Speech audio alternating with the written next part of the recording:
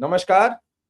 आप देख रहे हैं स्पेशल कवरेज न्यूज। मैं हूं शिव कुमार, मेरे साथ हैं तेजपाल जी। तेजपाल जी का बहुत बहुत स्वागत, बहुत बहुत अभिनंदन। ये सामने तस्वीर आपको दिख रही है, ये संसद मार्ग थाने की है। अचानक राहुल गांधी संसद मार्ग थाने पहुंचे हैं।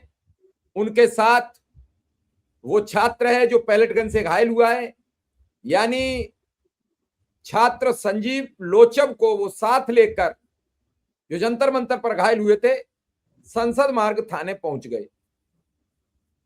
संजीव की अब तक एफआईआर दर्ज नहीं हुई है। उन्होंने कहा कि एफआईआर दर्ज कीजिए। अचानक पहुंचने से शाह की पुलिस के होश उड़ गए, पुलिस घबरा गई, पूरा थाना हौच पौच हो गया। वहां से वो डीसीपी दफ्तर के लिए कूच कर गए। उनका उद्देश्य है कि छात्र संजीव लोचब जो उनके बगल में चल रहे हैं, इनकी एक आंख बताई जा रही है कि डिस्टर्ब हो गई है, वो छात्र को लेकर उस पैलेट गन से घायल व्यक्ति की एक एफआईआर दर्ज कराना चाहते हैं। और जिस दिन एफआईआर दर्ज हो गई, इस सरकार के मुंह पर कालिक पुत जाएगी। कालिक तो सुप्रीम कोर्ट ने पोत दी है। सुप्रीम कोर्ट ने यह तो कह दिया कि छात्रों पर पैलेट गन चली है, पुलिस ने स्वीकार कर लिया है। लेकिन भारत सरकार के मंत्री किरेन रिजिजू ने एक समाचार एजेंसी को अपने इंटरव्यू में कहा कि छात्रों पर हमने कोई कार्रवाई नहीं की, कार्रवाई करते तो 100-200 मर सकते थे। क्या बयान दिया उन्होंने। उन्होंने कहा कांग्रेस ने ऐसे मामले में कई बार हजारों लोगों की मौत हुई है। लोगों ने कहा कि वो बताओ तो घटनाएं, वो भी नहीं बता पाए। तेजपाल जी, ये तस्वीर देख रहे हो आप, और फिर इकाई राहुल गांधी अगर संसद मार्ग थाने पहुंचते हैं तो पुलिस तो घबरा ही जाएगी।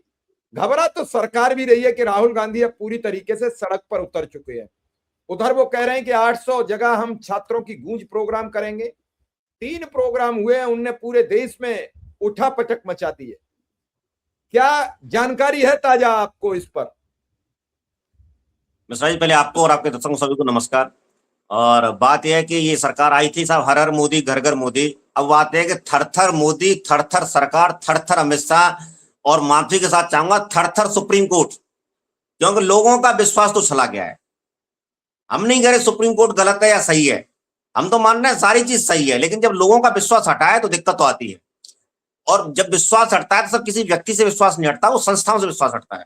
और जब संस्थाओं से विश्वास हटता है तो पूरा लोकतंत्र कुछ संस्थाओं के कंधे पे तो टिका होता है। कोई संस्था है जिसपे भरोसा होता है लोगों को। क्यों कभी भी लोग कहते हैं ना मैं सरकार से बात कर लूंगा, तो सरकार में कोई व्यक्ति नहीं होता। लोग कहते हैं साहब हम पुलिस में चले जाएंगे, तो पुलिस में कोई व्यक्ति नहीं होता, वो एक संस्था होती है। लास्ट में जाके व्यक्ति कहीं पार नहीं पड़ती, कहते कोर्ट में चले जाएंगे, तो कोर्ट में क्या है, संस्था है सर। जो नहीं है व्यक्ति कहता मीडिया के पास चलाएंगे, तो मीडिया में सर कोई पत्रकार मैं आप थोड़ी है ना, वो एक संस्था है। तो संस्थाओं से विश्वास डगमगाते हैं तो दिक्कतें तो आती हैं, और आम आदमी को बहुत ज्यादा दिक्कत का सामना करना पड़ता है। अब आप देखिए कि इस घटना को कितना समय हो गया, और उसके बाद मंत्री, आपके गृह मंत्री तो संसद में नहीं आ पा रहे हैं, प्रधानमंत्री कुछ बोल नहीं पा रहे, कोई एक बयान नहीं है। उसके बाद साहब प्रधानमंत्री का वीडियो आया था, हमने माफ कर दिया। लेकिन आप बताओ ये बच्चा तुम्हें कैसे माफ कर दे जो अब थाने में जा रहा है राहुल गांधी के साथ में। और इस बात यह सर, राहुल गांधी को जाने की क्या जरूरत थी? ये बच्चा डायरेक्ट जाता, डायरेक्ट एफआईआर करता। लोकतंत्र में तो ये ताकत होनी चाहिए थी। जब आप कहते हैं कि दुनिया का सबसे बड़ा लोकतंत्र है, और आपके लोकतंत्र के ज्ञानेश कुमार गुप्ता की कॉपी जब ट्रंप कर रहे हैं, तो आपके थाने की कॉपी भी दुनिया करती ना, कि उसी थाने में उसी पुलिस वाले के खिलाफ एफआईआर एक छात्र ने करा दी। लेकिन ऐसा तो आप कर नहीं पाए, क्योंकि आपको तो तानाशाही करनी है। सूचना तो यहां तक है सर, पिछले कई दिन से प्रयास किया जा रहा था, राहुल गांधी और उनकी टीम पूरी लग रही थी एफआईआर हो जाए। जब एफआईआर नहीं हुई है, तब मजबूरी में जाकर के वो थाने पहुंचे हैं। थाने में पहुंचने के बाद फिर आपको पता ही है सर, नेता प्रतिपक्ष है, पूरी पुलिस बल पूरा सारा घबरा गई, हुआ क्या है। और वो पीड़ित के साथ ऐसे ही पहुंच गए थाने जैसे कि हम और आप किसी की एफआईआर कराने चले जाएंगे, दरोगा जी इसकी एफआईआर कर लो। हालांकि हमको और आपको क्यों जाना चाहिए। अब बात है, कई बार मैं एक सवाल और बनता है सर, जो कई बार पुलिस में बैठे हुए थानाध्यक्ष अपने आप को सुप्रीम कमांडर समझते हैं, और उन पब्लिक के लोगों से पूछ लेते हैं आप इसके साथ क्यों आए हो। किसी तहसील के डीएम एसएसपी से आप शिकायत कर दो, लोग कहते हैं आपका क्या लगता है। अरे भाई नहीं, हमारा जीजा लगता है ना साला लगता है। लेकिन बात है कि इसकी तुमने नहीं सुनी है, ये इस देश का नागरिक है। जब इसकी नहीं सुनी है तो ये बेचारा व्यक्ति किसी के पास पहुंच रहा है। अब संजीव जो बच्चा है, छात्र है, उसके माँ बाप परेशान है, उसके परिवार वाले परेशान है, उसके रिश्तेदार परेशान है, वो खुद परेशान है। पूरी बॉडी में उसकी में आज तक दर्द है, और उसकी एक आंख में प्रॉब्लम है। लेकिन उसकी कोई सुनने वाला नहीं है। कोई सुनने वाला नहीं तो ऐसे व्यक्ति तो कोई भी सुन ले। अब राहुल गांधी सुन रहे हैं तो राहुल गांधी जिम्मेदारी क्यों सुननी भाई? राहुल गांधी को किसी एक छात्र की सुनेंगे तो देश में तो 140 करोड़ लोग हैं, ऐसा तो बड़ा मुश्किल हो जाएगा। हकीकत तो है कि राहुल गांधी के पास तो मैटर जाना ही नहीं चाहिए था। ये गृह मंत्री अमित शाह की विफलता है, पूरा भाजपा सरकार की विफलता है, जिस विफलता के चलते मैटर वहां तक गया है। और वहां तक जाने के बाद जब वो थाने में उनकी नहीं सुनवाई हुई, अच्छा थाना सुनेगा क्या? सर आप भी समझ सकते हैं कि थाने की क्या औकात है, क्या सुनेगा। तो वो मामला डीसीपी तक गया है। अब डीसीपी पर जाने के बाद में देखते हैं कि अब आगे की कार्रवाई के लिए राहुल गांधी वहीं अड़ गए। राहुल गांधी हटने के लिए तैयार नहीं है। अब आगे क्या निर्णय होता है। सर 1 सेकंड पॉज कर रहा हूं, 1 सेकंड। अभी अभी खबर मिली है कि हो सकता है वो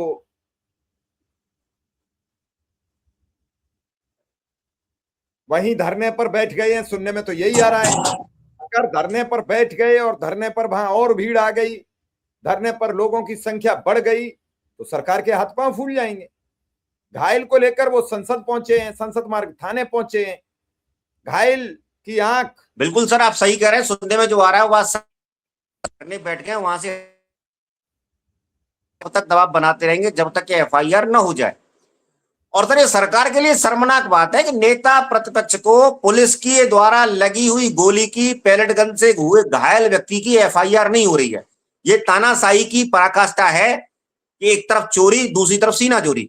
और राहुल गांधी ने इस मामले से एक गांव देहात में हमारे ब्रज में कहते साहब रेल बना दी है, मतलब सरकार की रेल बना दी इस मामले में। सच में जो है मतलब सरकार को कहना चाहिए, सरकार को कटघरे में खड़ा कर दिया है, सरकार को सरकार की औकात दिखा दी है। और सच बात यह है कि इस देश में लोकतंत्र में सरकार की औकात होती क्या? सर औकात तो हमारी और आपकी है ना, आम वोटर की है। आम वोटर की है जो बिस्तर पड़ा हुआ है, लास्ट अगर आखिरी सांस चल रही है तो भी उसको वोट डालने का राइट होता है। उसकी ताकत है सरकार के पास। उस ताकत का सरकार ने गलत इस्तेमाल किया है, मिसयूज किया है, दुरुपयोग किया है। पुलिस को इतनी ताकत दे दी कि पुलिस किसी पे भी गोली चला रही है। और आपके किरण रिजिजू आकर के संसदीय कार्य मंत्री बयान दे रहे हैं, कह रहे हैं कि साहब 500-600 लोग घायल हो जाते हैं। मतलब क्या इंसान नहीं है क्या? जिस देश में सर कुत्ते के लिए सुप्रीम कोर्ट खुलता है, कुत्ते की सुनवाई होती है सुप्रीम कोर्ट में, उस देश में इंसानों की सुनवाई नहीं हो रही है। सोचने वाली बात है। अगर इंसानों की सुनवाई अगर हो रही होती तो क्या नेता प्रतिपक्ष को जाना पड़ता है? मैं आपसे पूछ रहा हूं मिश्रा सवाल, क्या जरूरत पड़ती राहुल गांधी की अगर सुनवाई हो गई होती तो? नहीं नहीं, क्यों? इसका मतलब इसका मतलब हमारी आपकी औकात या इंसान की औकात कुत्ते से भी कम है। अगर हिंदुस्तान में रहना है और आप सरकार से टकरा गए तो कुत्ते से कम है, गाय से कम है। आप बताइए गाय के नाम पे कितनी एफआईआर हो जाती हैं? मतलब गाय, बैल, सांड, कुत्ता, मछली, सबसे औकात कम होगी इंसान की। क्या स्थिति बना दी है देश के लोकतंत्र की सरकार ने, मजाक बना रखा है। और उसके बाद भी सर बयान आ रहे हैं, आप सारी चीज देख ही रहे हैं। तो सर शर्मनाक है। राहुल गांधी सिर्फ इसलिए गए क्योंकि वहां कोई सुनने वाला नहीं है। प्लीज आगे। नहीं, सरकार को यह सोचना चाहिए कि राहुल गांधी घायल को लेकर संसद मार्ग थाने क्यों पहुंचे।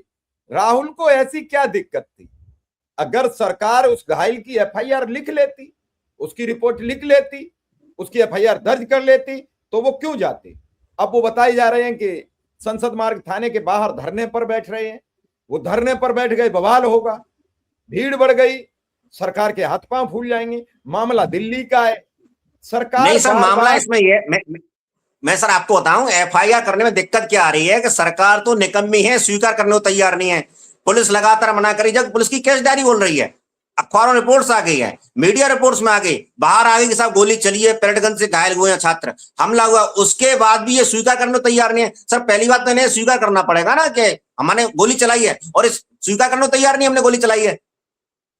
बाद में उन्होंने केंद्रीय संसदीय मंत्री ने आपको बयान सुना होगा, संसद में ही कहा था कि साहब गोली चलाने का आदेश तो मजिस्ट्रेट देता है। अरे भाई वो कौन सा मजिस्ट्रेट है, कौन सा अफलातून आ गया, किस मजिस्ट्रेट की इतनी हिम्मत हो गई जो निहत्थे छात्रों गोली चला देगा?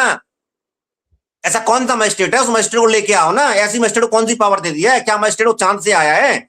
इन्हें पहली बात ये स्वीकार करना पड़ेगा ना कि एफआईआर करने से मतलब है कि गोली चली है, इसको स्वीकार कैसे करें? और सर एक झूठ को दबाने के लिए 100 झूठ बोलने पड़ते हैं। और जो सरकार सुबह से शाम तक 10,000 झूठ बोल रही हो, 10,000 में इसलिए बोल रहा हूं क्योंकि नहीं, हजारों कार्यकर्ता हैं, हजारों प्रवक्ता हैं इनके। अगर एक प्रवक्ता सुबह दोपहर शाम 3-4 बार दिन में बदलने पे, खाने से पहले, कपड़े बदलने से पहले, कपड़े बदलने के बाद, नहाने से पहले, धोने से पहले झूठ बोलेगा तो 10,000 झूठ रोजाना बोले जा रहे हैं। कितने झूठ बोलेंगे सर? झूठ का पुलिंदा है, इसलिए दिक्कत आ रही है एफआईआर। अन्यथा तो नॉर्मल काम है सर, कोई व्यक्ति जाता है थाने, एफआईआर हो जाती है। जी मिश्रा जी।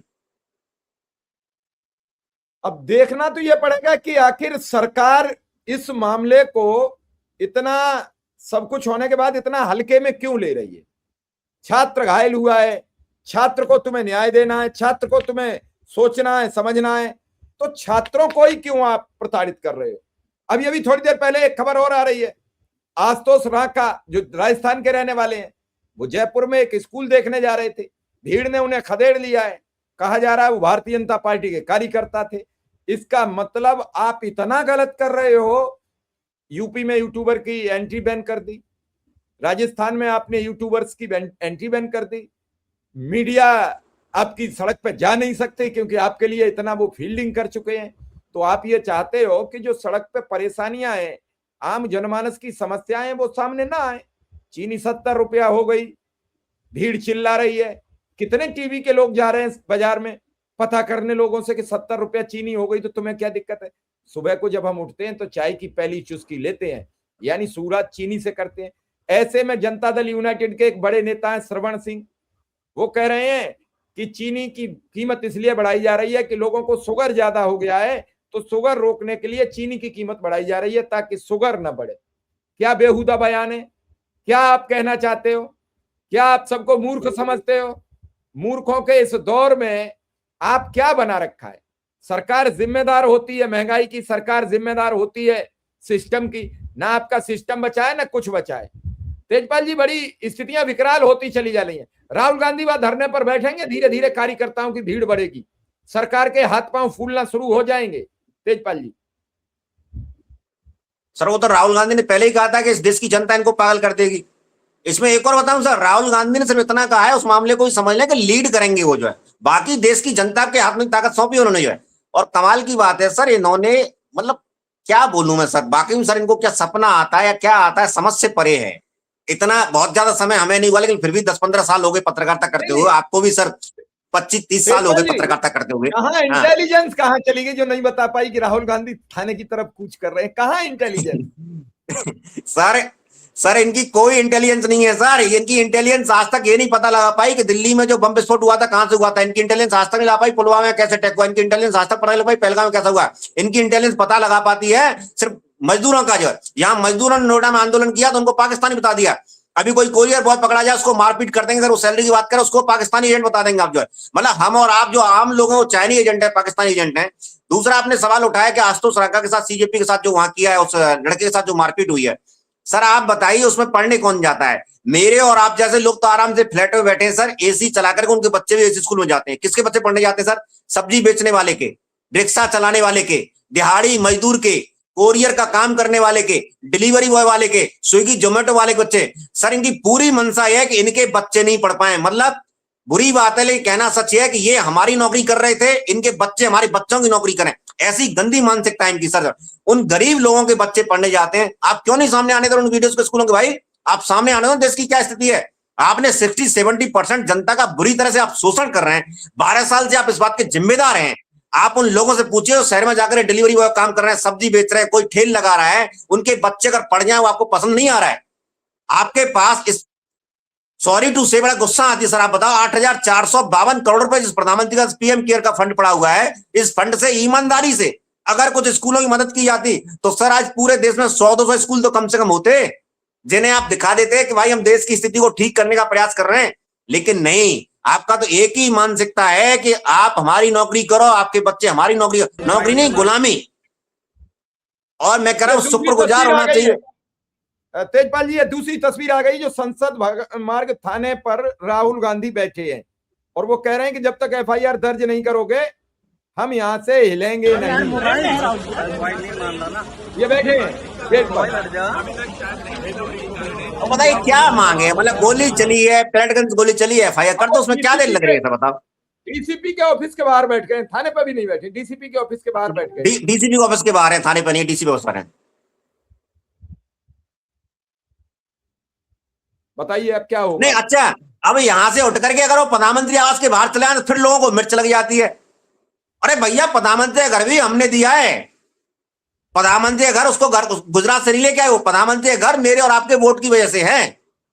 जब आप लोगों की नहीं सुनोगे तो लोग तो कहीं ना कहीं बैठेंगे ना। आप अपनी करिए जी, बात पूरी करिए। आप अपनी जी बात पूरी करिए। ये दिल्ली पुलिस कमिश्नर का ऑफिस है जिसके बाहर राहुल गांधी धरने पर बैठे हैं और राहुल गांधी कह रहे हैं कि जब तक एफआईआर नहीं तब तक जाऊंगा नहीं, और एफआईआर हो जाएगी तेजपाल फिर सरकार पूरी फंस जाएगी सुप्रीम कोर्ट तक। बताइए। मैं वही तो कह रहा हूं सर, आप मुझे बताओ, अभी वो डीसीपी दफ्तर के पास बैठे हैं, नॉर्मल आदमी को तो अभी आते, अभी मानते हो कोई नॉर्मल बच्चा बैठ जाता, अगर बच्चा अकेले जाता तो उसको पुलिस लठिया देती। आपने एक वीडियो देखा सर, यूपी में 10-10 12-12 साल के बच्चों से पुलिस इंस्पेक्टर 3 स्टार वर्दी वाला ये कह रहा है कि तुम्हें बताऊं जाम लगाने की कीमत क्या होती है।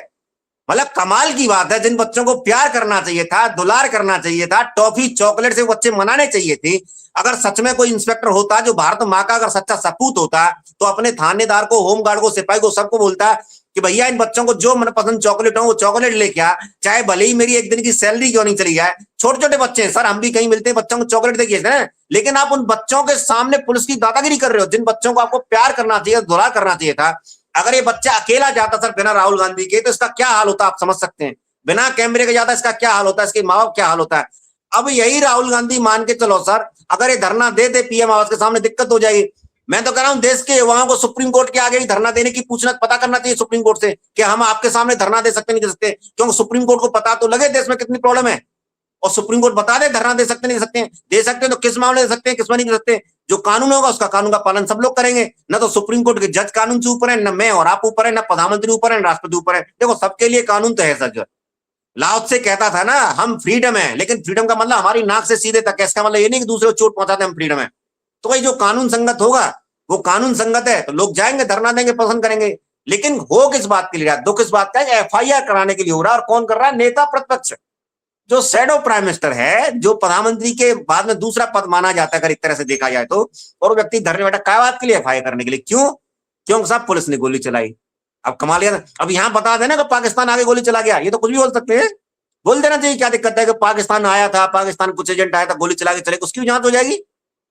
इंटेलिजेंस पे तो आप खुद दे रहे हैं, सामने दीवान खड़ा हुआ है, उसे कांस्टेबल को खुद दे रहे हैं कि भैया ये लो पेपर, ये स्लिप काटो।